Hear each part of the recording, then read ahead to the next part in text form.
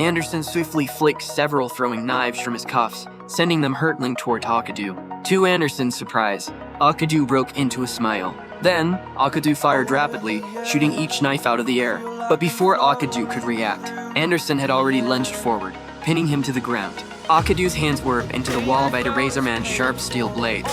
Facing these massive blades, Akadu couldn't help but feel admiration. It seemed Anderson truly was Section 13's ace. Just then, a bullet casing suddenly erupted from Anderson's forehead. Akadu finally discovered the secret to his immortality. He possessed regenerative abilities. Next, Anderson plunged countless throwing knives into his chest. Finally, wielding to more blades, he severed Akardu's head clean off.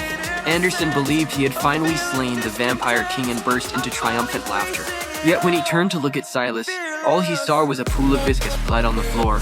Both Silas and Arcadia's head had vanished without a trace. Still, Anderson remained vigilant.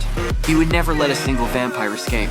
Now Silas, stabbed multiple times, could only move slowly while clutching Arcadia's severed head. Suddenly, a flying blade shot out, striking Arcadia's head squarely.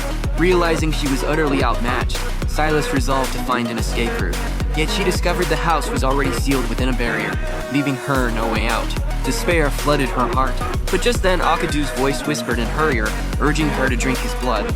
Doing so, he promised, would free her from control and make her a true and dying king. Faced with this temptation, Silas was torn by deep conflict. Just then, Anderson appeared behind her.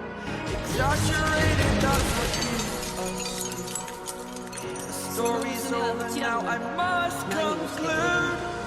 I am conflicted, watching where I stand still. As Helsing's leader, Anderson had rushed to the scene upon receiving the tip minus off. He sternly warned Arkadu not to violate the rules.